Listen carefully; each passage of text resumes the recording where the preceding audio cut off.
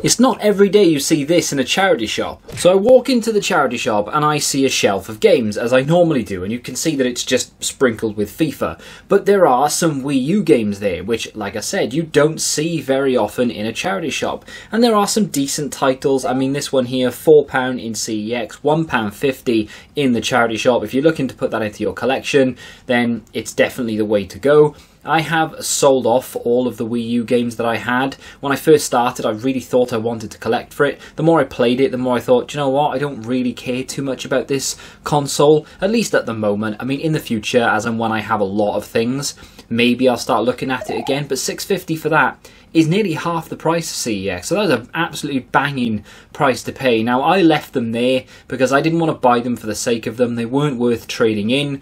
They were gone the last time I went in, so someone has indeed bought them. I'm hoping it's someone who wanted to add them to their collection rather than a reseller, because I mean, as far as a reseller is concerned, I don't think there's much in it for them. I mean, maybe they could have sold that Yoshi for a tenner. Maybe they could have sold that Mario Maker for like £2.53 at a push. But I like to think that someone has gone in there and gone, oh, I need them for my collection, or maybe I should start a Wii U collection, and they've bought them and now they're going to go to a home where someone's going to actually play them. Because believe it or not, I do kind of care about that kind of thing. While we're on the topic of Nintendo, let's pop into Asda and have a little look at some games. So, I don't really look at new releases, if I'm honest, for most consoles, because I don't tend to play them as and when they come out, unless I am absolutely desperate to do so.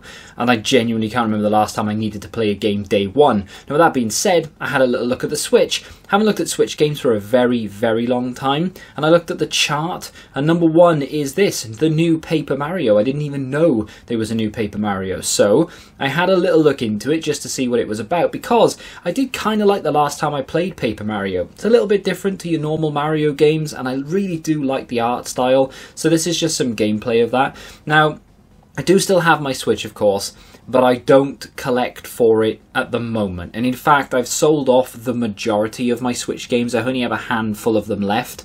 So, Untitled Goose Game, Arcade Paradise, and there are a couple of others dotted in there that just aren't really worth selling. So, in the future, I will absolutely look to build this out again. Something that I'm really looking forward to doing, but for right now, I am very much focused on my 360 collection more than anything else. That is really, really driving me forward to want to continue to collect video games in general. That's because I'm having a lot of fun playing them, as well as looking at them in shops, on the shelf, and really going after the games that I want for the collection.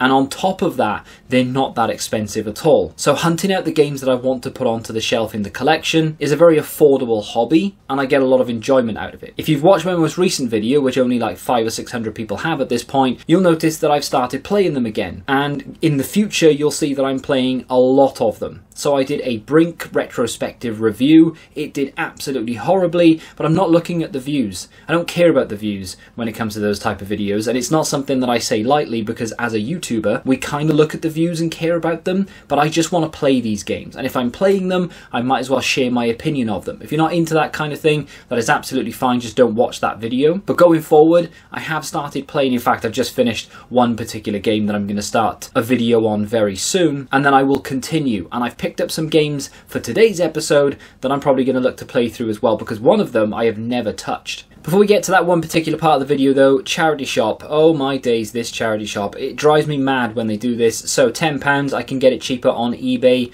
Brand new sealed, delivered to my door, and I don't need to be in the right place at the right time to see it in a charity shop for a tenner.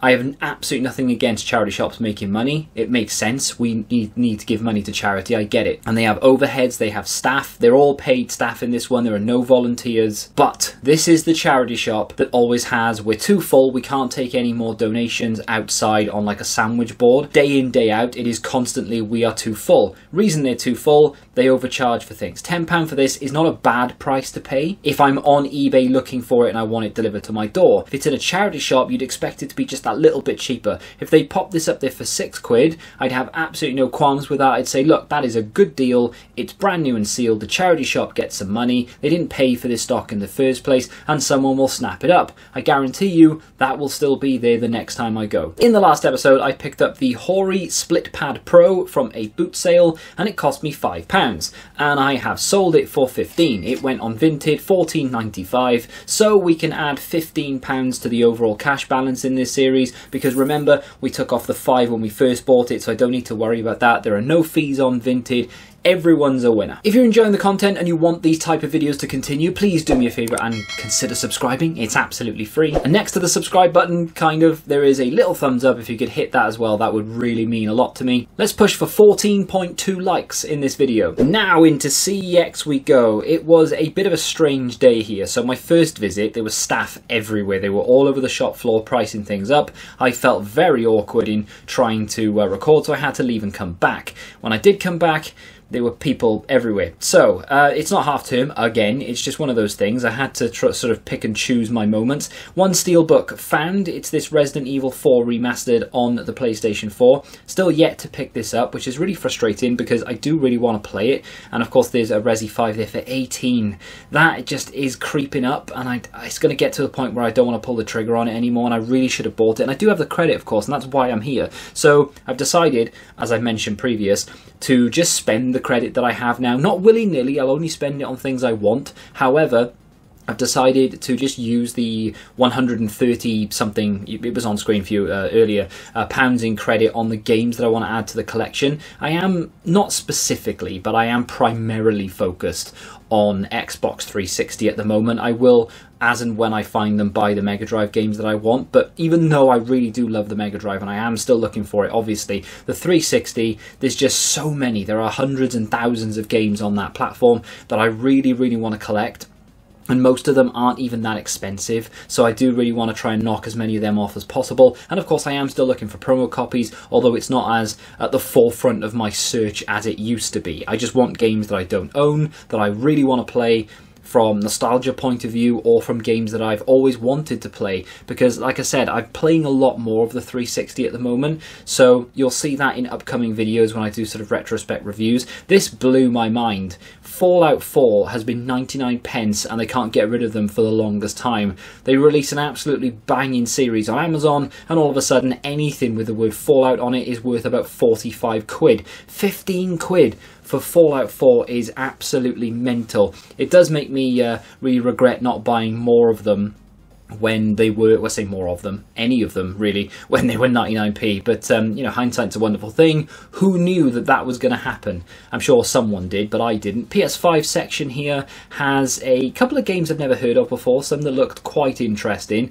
This one right here, Expeditions, looked like a game I could get my teeth stuck into, but for £28 I'm not really sure that's something that I really want to be sinking cash into, or rather credit I should say. And the reason for that, it's because, as I mentioned earlier, I don't need to have games day one. I don't need to have them when they are expensive. I am more than happy to wait for them to come down in price, because I have hundreds of games that I still need to play. 35 for FM is a bit mad, especially when I think it's coming to PS Plus. Don't quote me on that, but I'm pretty sure I saw that the other day. Hopefully it does. Even if it doesn't, it's going to be discounted. So I suppose if you want it digitally, maybe it's going to be cheaper there.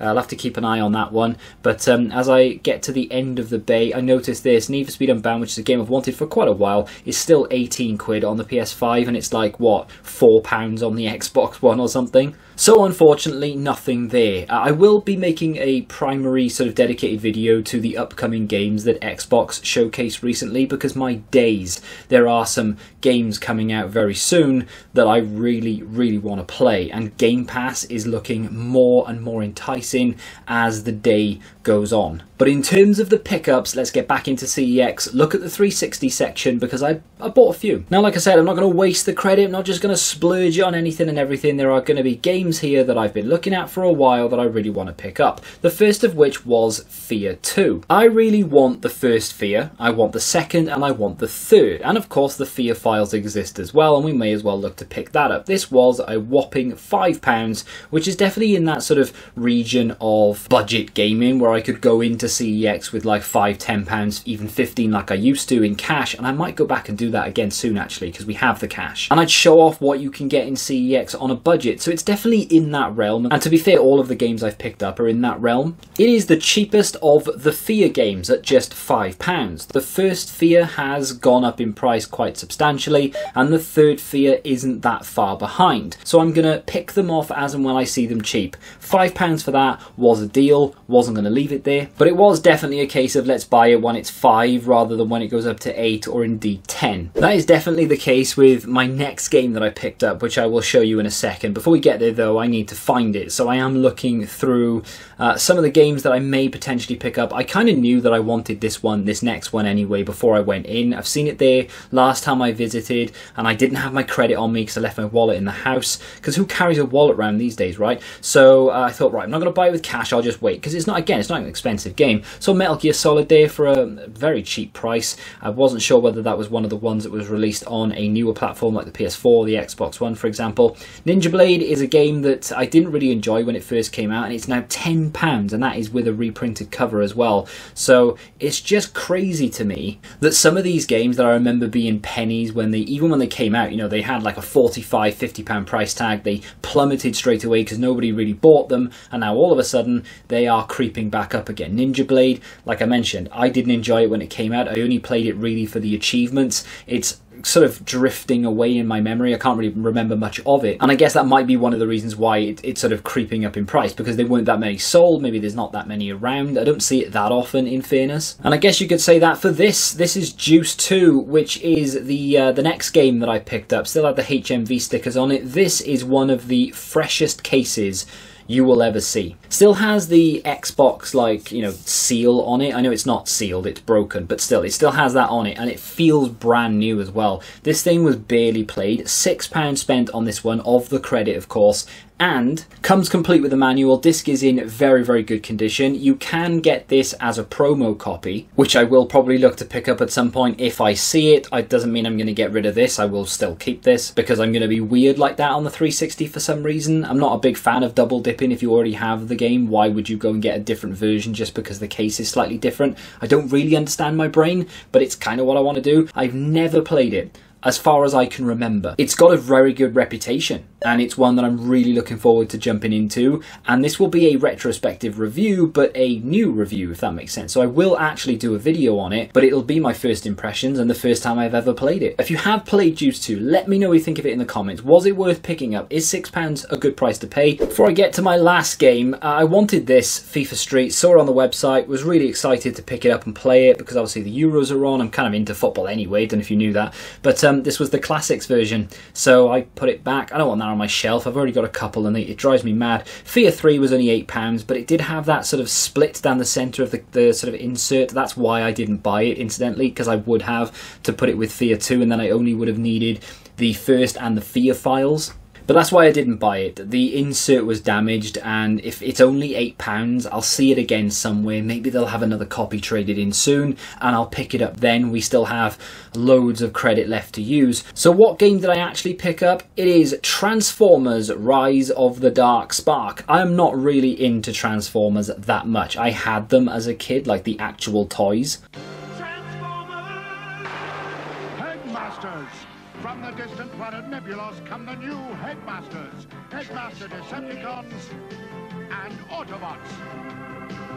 Each has a commander, and when the Headmasters transform, the commander also transforms into the head of the robot. And I have seen a fair few of the films. I used to watch the cartoon a lot, but as I get older, I'm less and less interested in this kind of thing. However, the games can indeed be fun, and I have played sort of handful, like a sprinkling, if you will. The very first one, which is simply titled Transformers the Game, that's currently £8 as well. I'm not sure if they had that, incidentally, but I didn't really fancy picking that one up. And of course, there are a whole host of others. There's only really 2 on the platform that are games that I would consider to be expensive. Transformers is getting another installation, a new film, and when that happens with the majority of things, the prices go up, and I do want to pick these up at some point anyway. As I saw it there, in good condition, not quite as good as the Juice 2, and it doesn't have a manual, although I'm not sure if it ever did. I definitely thought it was worth picking up, just in case the film has that effect.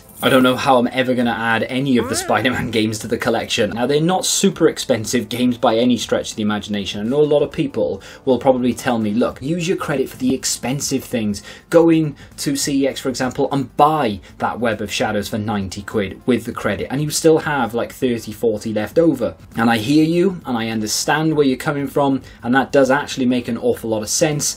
But I would much rather just use that credit on games that I'm desperate to play right now, games that I think are going to go up in price very soon, so I need to get them now before it's too late, or games I've been looking to play but never have, i.e. Juice 2. So what's going to happen in the next episode? No idea. Might even order something from the CEX website for the first time ever. Maybe a game that I never see ever in a CEX, or at least my CEX. If you've got any suggestions, let me know in the comments. If you'd like to check out another video from me, you can click here, and until the next time, goodbye.